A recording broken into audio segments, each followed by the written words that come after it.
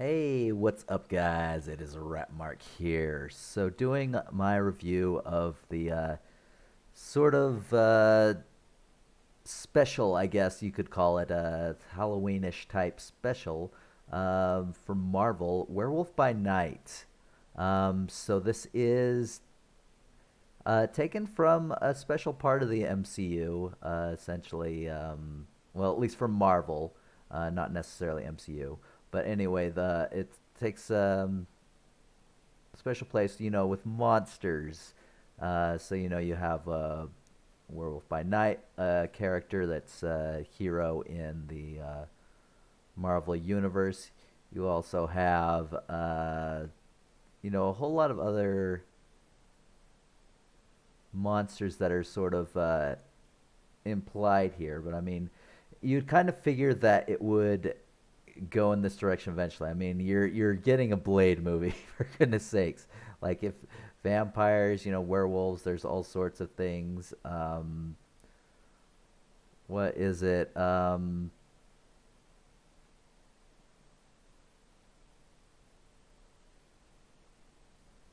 It is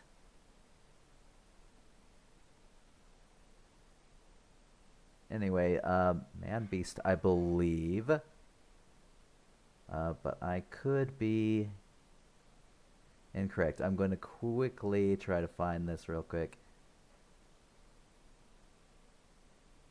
I don't know why it's not highlighted under here, but yeah, I believe it's Man Beast. Let's see, Werewolf by Night, of course.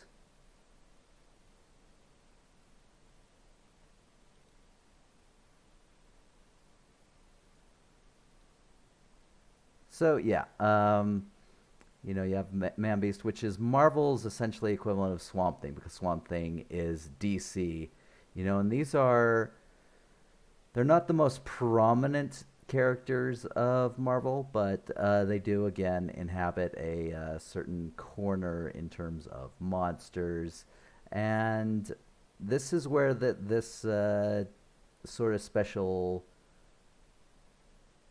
sort of lies between, and it's really well paced. I'll say that. It's only 53 minutes, so it's longer than say an episode, but not so long as a movie. And it felt great. It was very direct, very to the point. It lent on, the old monster films of like Universal era. Like Dracula, Mummy, stuff like that. Things that they've tried to redo, but haven't done very well. And I liked it. There was a lot of practical effects in here. Um, and it had that sort of aura of the, movies of the 30s, 40s, black and white. They even did a filter, you had the old cigarette burns in the corner, that you would sometimes see in movies, back before it was digital, when it was actually film slices. So they actually had that sort of filter on it, um, which was a really nice thing. It was all in black and white. It wasn't silent, so that's a good thing because there's that would have been, I think, a little too far. But yeah, the black and white, the filterization, the very stylized thing, and of course the practical effects. The only real like CGI I noticed was not Swan. Golly, Ugh.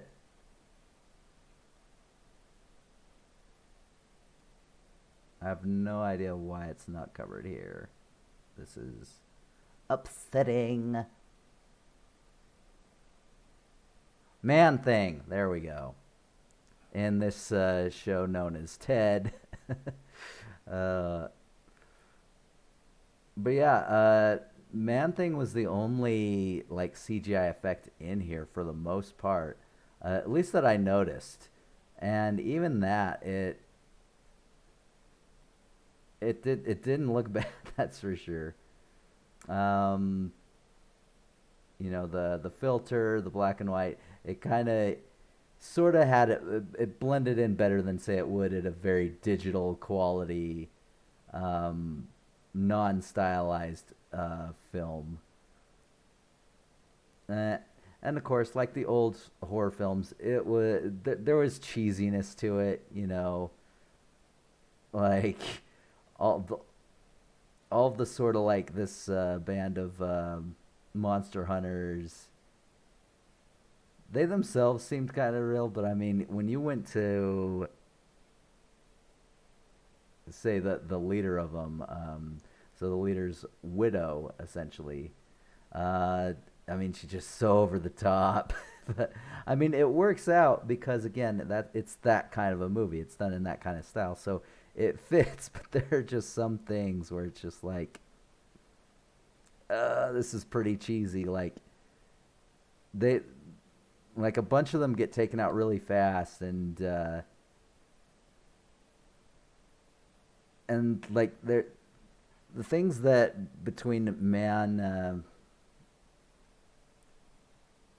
Man Thing and the werewolf, you wonder how the heck they managed to even catch, the Man Thing, because man, these guys just seem so so incompetent, and yet there's all these monsters that they have been taken down. You go off on their records. You have 50 set. One has 57. That's the least amount. Um, you know, Jack, the main character, we'll get to. He's got over 100. Uh, one has 200, and it's just like, but man, they get taken out so easily. And I mean, I get it, like that's just the style, but it was a bit much. It was cheesiness to the extreme. But I mean, that said, I mean, everything seemed to work here, and the fact that it came out around October. When did this actually release? I'm late in doing this, and I had intended on doing this on Halloween. It didn't work out. The scheduling was all off, so I have to do it now. October 7th is when it came out. So honestly, I probably could have done it then and still had it fill the theme of October. I mean, I did, Halloween ends, then there's this.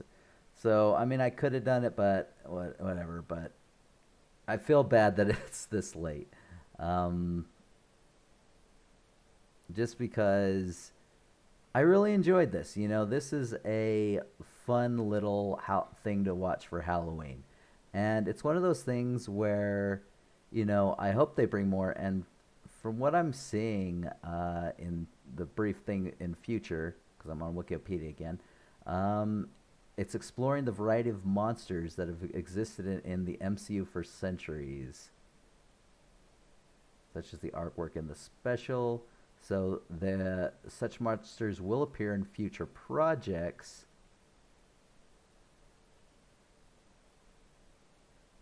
though they don't know if these specific characters will return, i.e., Jack Russell and Elsa Bloodstone, the estranged daughter of the leader of these monster hunters.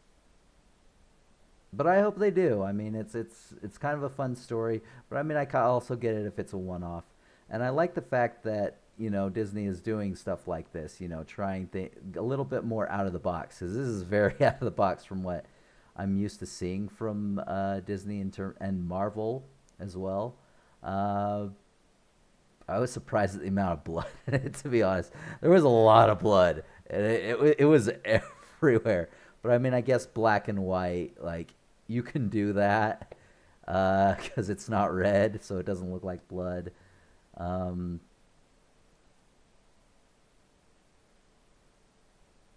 and yeah, the performances were great. Apparently, this is attached to Phase 4 because Phase 5 starts with the new Ant-Man movie. So, again, so they're apparently going to tie it in. I imagine a lot of stuff is going to be tied in with the new Blade movie. So, We'll see. um, yeah. So what would I give this? Uh, I'm giving this an 8.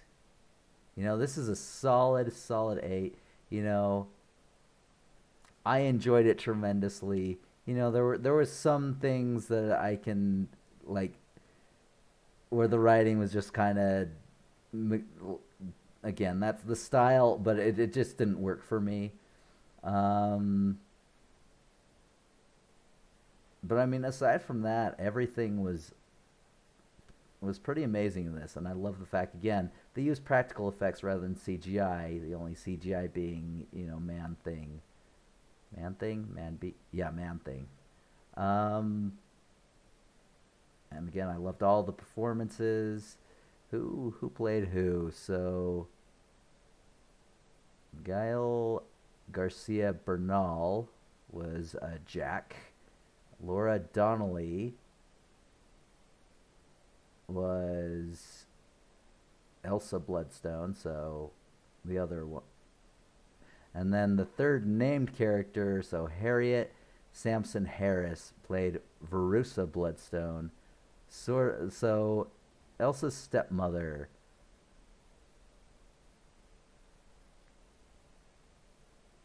So yeah, well, as much as I wish I could say, watch this for Halloween, a bit late for that. But anyway, this is a good watch. And if you like Halloweenish stuff and you're one of those people like me, love to watch, scary movies and stuff like that, it's a fun watch if you have Disney Plus. So you should check it out. Uh, so, and with that, we're going to go briefly into the spoilers on this. It's pretty short, so we're probably going to keep this all in one film. I probably won't divide it, so kind of keeping the intro to the spoiler section long, just so you know this is spoilers. Stay away. Um, all right, so it starts off with the death of Ulysses Bloodstone, who is the head of these monster hunters, and then Jack Russell, who is later revealed to essentially be a monster. He's the werewolf.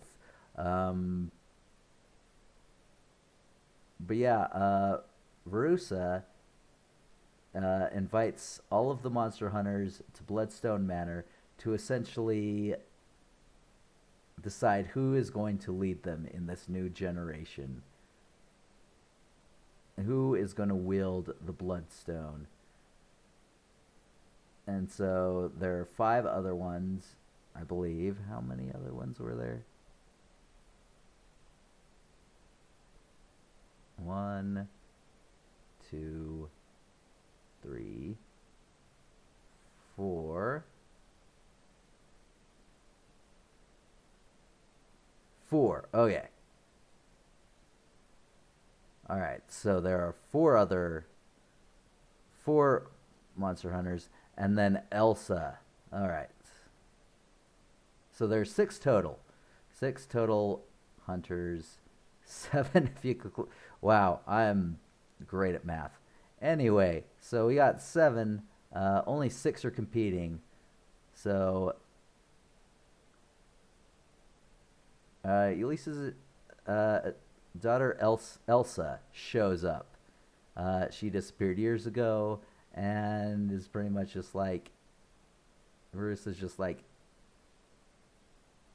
why are you here? But she competes anyway.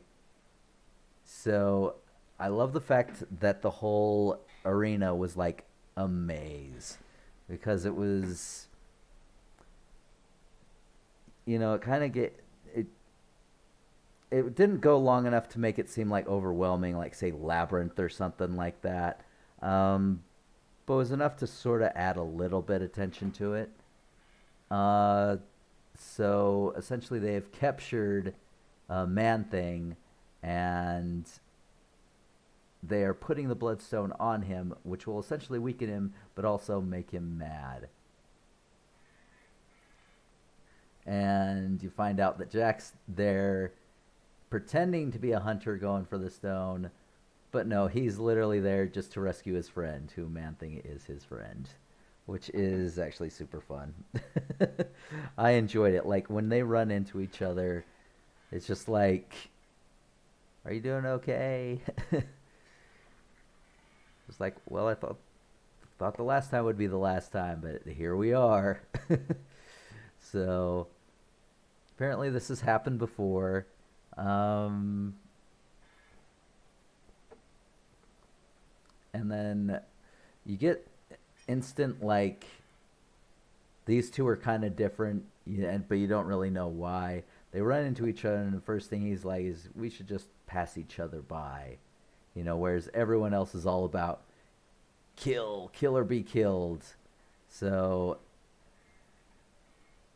I mean, Elsa, she's a pretty big badass. Like, she manages to get away from the big Irish dude with a big axe, and then in the sort of mausoleum, another one who has this like wrist crossbow tries to take her out, but she cuts his arm off, and there's blood everywhere. Like if you want like tons of just blood everywhere, this show's got it because there's blood everywhere. And again, like most old movies, it disappears upon subsequent scenes. But yeah, there's a lot of blood. He's just squirting everywhere. She cuts his arm off, and then proceeds to shoot him with his own device, with his own hand. And then he tries like saying something. She's like, "Ooh," and I guess he bleeds out while she's holding him down. But he does wound her.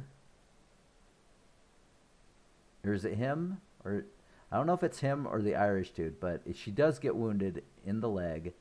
Um, so she hides in the mausoleum.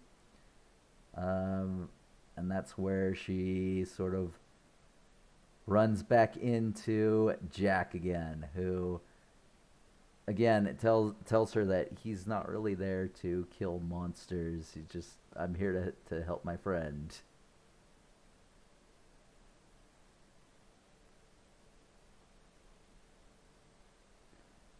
And then Ted, he grabs the big Irish guy by the head, lights his head on fire, and that's the end of that guy. And then there were three.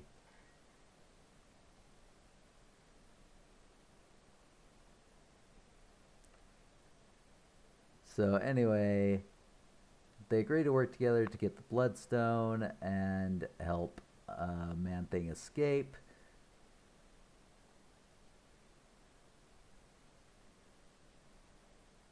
And he flees after some comical trying to get the explosive device to work to blow the wall. Now Russell tries to touch it, and it reacts violently. So it's revealing that he is a monster as well. And that's when Verussa and the other hunters arrive, and they shock him, and they shock her, and then they both wake up, and they're in an iron cage, and he's just like, "It's all right. I got systems, and the next full moon's not for like 5 days." And she's just like, "You idiot! The Bloodstone's going to transform you immediately."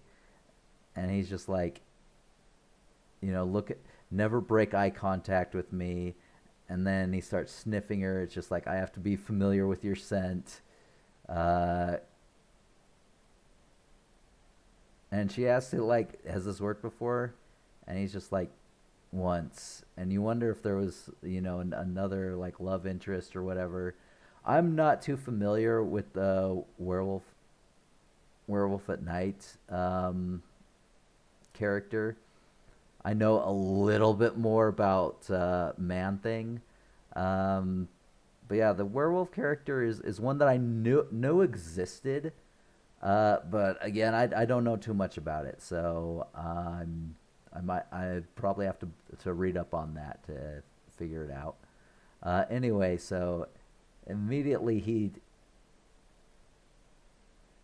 transformed, and the whole thing was that he was to kill Elsa and then be killed, which It's a really dumb, bad idea. It's so ridiculous, so over the top, but that's how these movies are.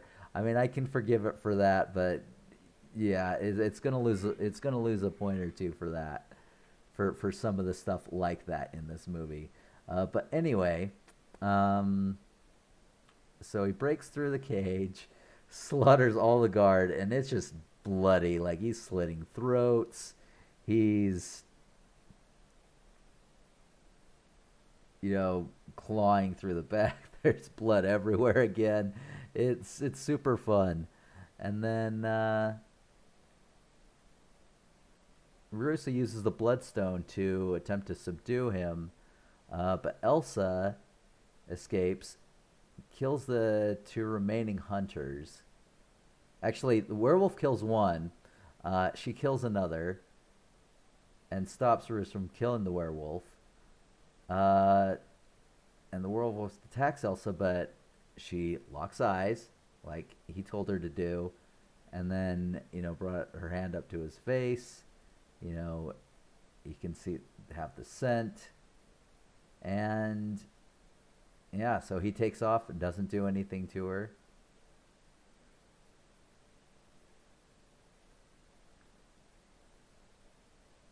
And then Verusa gets up. She's not dead. She attempts to kill Elsa, but Ted grabs her and literally just burns her to death and throws her against Ulysses' weird ass gravestone contraption. And yeah, that's the end of that. So she's just like, and he doesn't say a word, but you can kind of get what he's saying just through like context and the scene. Just like she smiles to see him, and it's kind of like he's asking her where did he go, and she says he went that way, and off he goes. So she takes possession of the manor on the bloodstone. The butler comes in and says, "I'm here to present myself to you." It's just like, all right, clean all this stuff up.